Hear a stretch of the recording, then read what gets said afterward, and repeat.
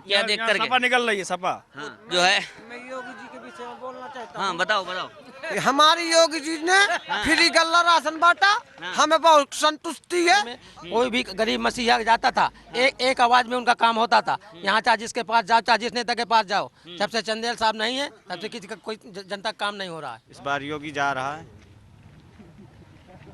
भाजपा सरकार गई, सपा आ रही है। इस बार किसकी सरकार? सरकार योगी जी की। सरकार योगी जी की।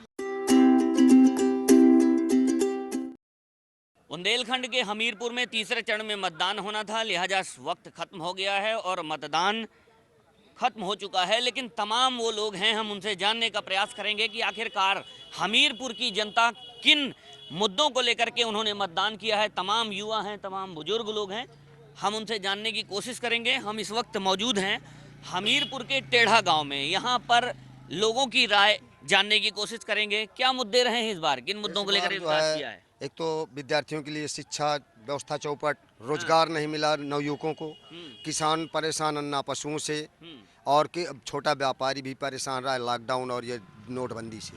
इन सारे मुद्दों को देखते हुए इस बार जो है तो वोट जो है समाजवादी पार्टी के पक्ष में किया गया है। अच्छा, क्या मुद्दे रहे हैं इस बार के? इस बार वोट किया है आपने? बस यही गाय आए के गाय छुट्टा छोड़ते हैं और बनगाय भी बहुत है, किसान बड़ा परेशान है।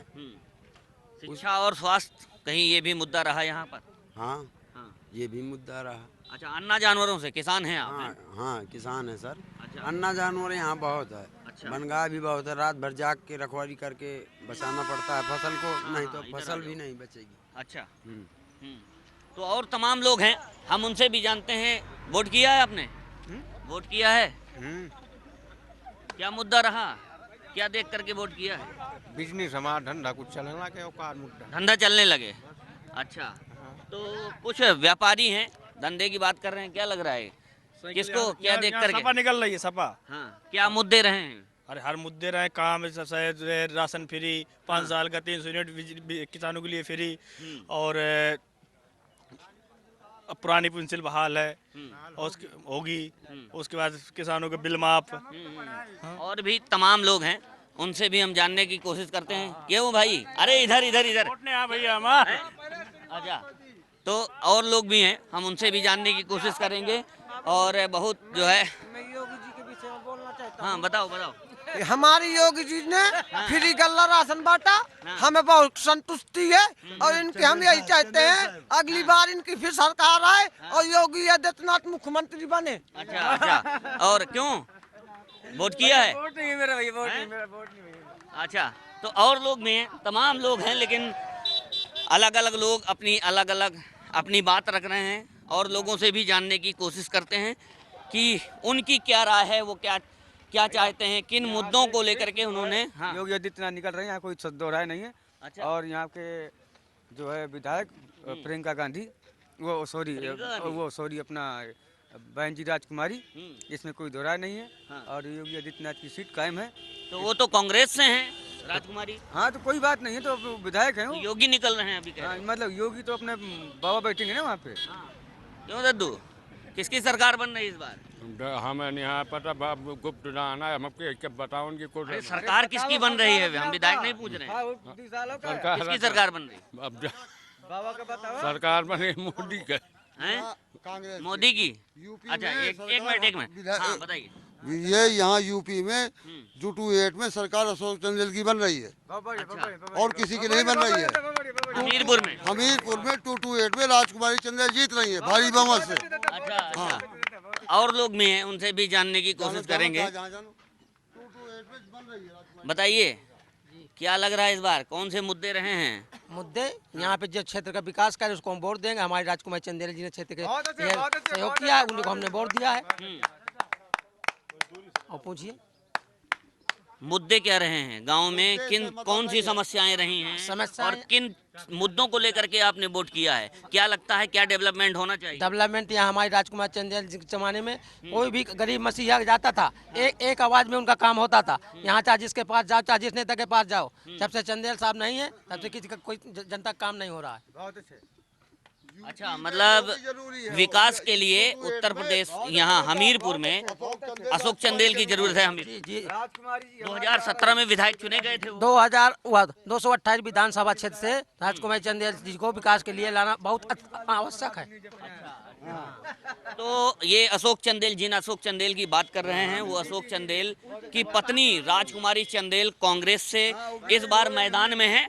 और अशोक चंदेल 2017 में विधानसभा चुनाव बीजेपी की टिकट से यहाँ से जीते थे, लेकिन 2017 में वो विधायक चुने गए, सांसद रहे, लेकिन एक सामूहिक हत्याकांड के मामले में उनको सजा हुई। लिहाजा कांग्रेस ने उनको, उनकी पत्नी को इस बार मैदान में उतारा है। जिस तरीके से प्रियंका गांधी ने 40% महिलाओं को आरक्षण दिया था, उसी आरक्षण के चलते कहीं न कहीं हमीरपुर की जो सदर सीट है वहाँ से कांग्रेस ने राजकुमारी चंदेल को मैदान में उतारा था।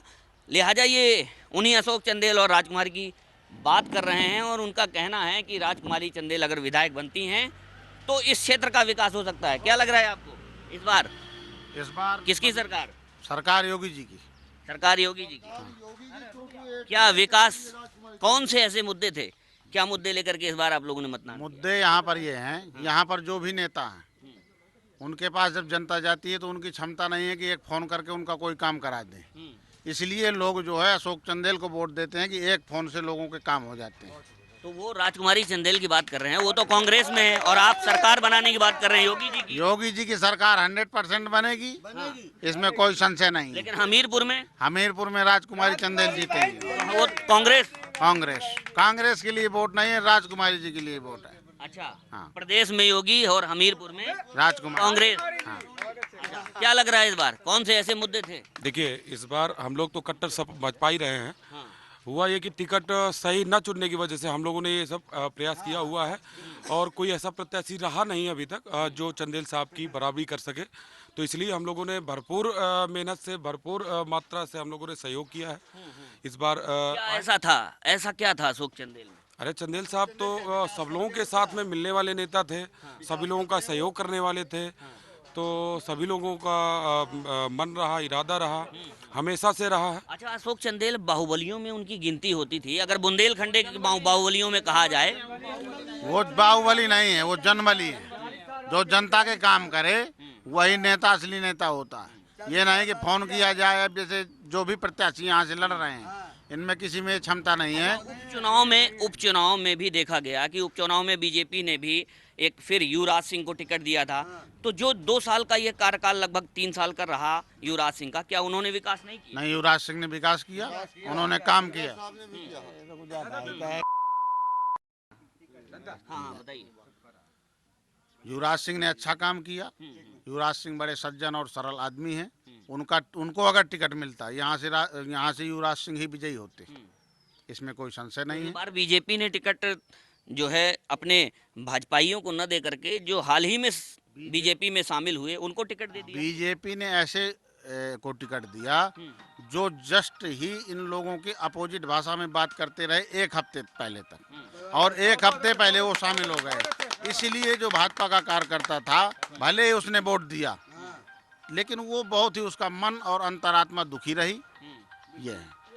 हम भी भाजपाई हैं, कट्टर भाजपाई। आप भाजपाई हैं? भाजपाई हूँ, और मैंने इस बार कांग्रेस को वोट दे रहे हैं? मैंने अपना वोट बीजेपी को ही दिया है, लेकिन यहाँ बाकी जो वोट दिलाए हैं वो राजकुमारी चंदेल को दिलाए।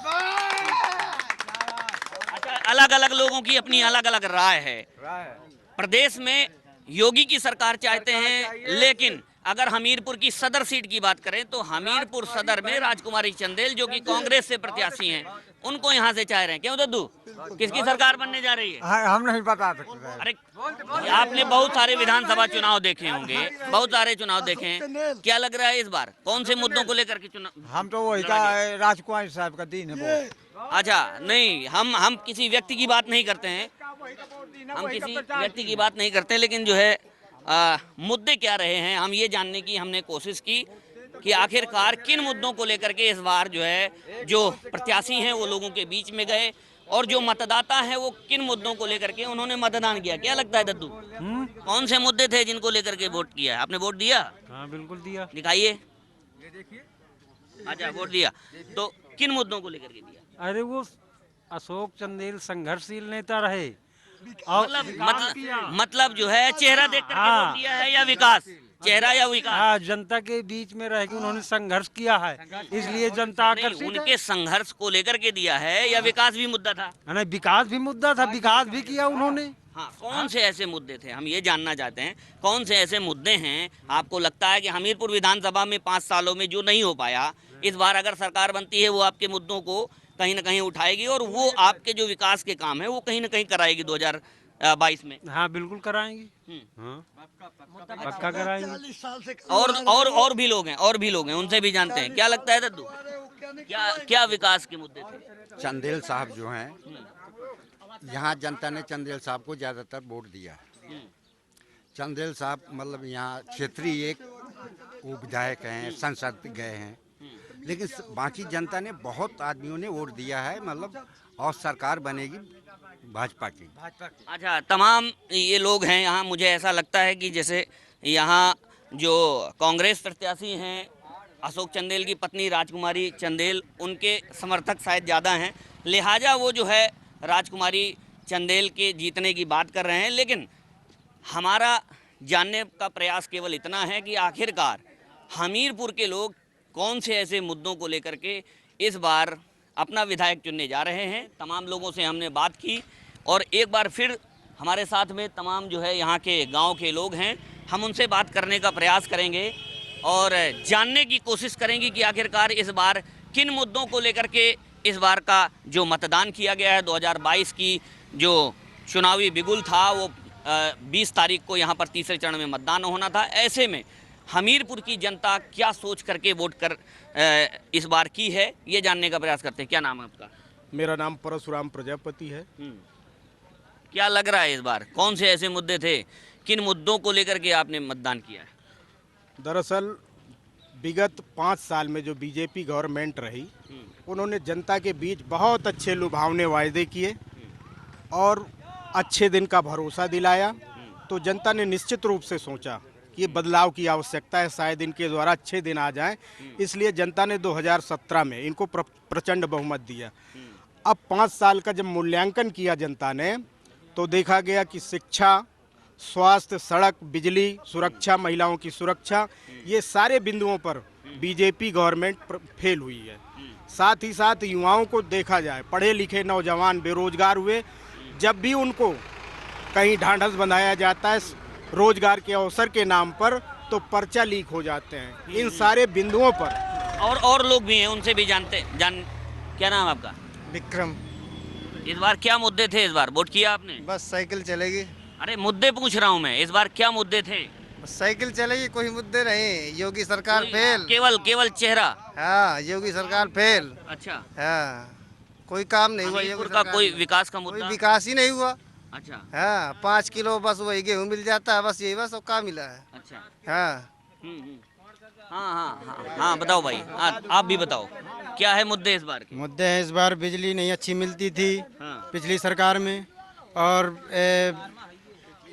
यहाँ फसल चरी जा रही थी। माननीय अखिलेश यादव की पिछली सरकार थी, उसमें यहाँ मॉडल विद्यालय बना, यहाँ पावर हाउस बना, यहाँ गल्ला मंडी बनी, यहाँ शमशान घाट बना, बहुत सी ऐसी चीजें यहाँ बढ़िया सड़क बनी थी। अब देखो गड्ढे कितने हो गए इस सरकार में। और क्या लग रहा है इस बार? इस बार योगी जा रहा है,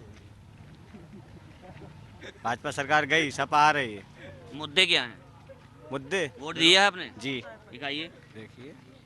अच्छा, मुद्दा क्या है? शिक्षा हो गया, हाँ, बेरोजगारी, हाँ, बहुत सी ऐसी चीज़ें हैं जो योगी सरकार में नहीं हुई, जैसे अन्ना पशु हो गया। और किसान बहुत त्रस्त है इस सरकार से, ये किसान विरोधी सरकार है।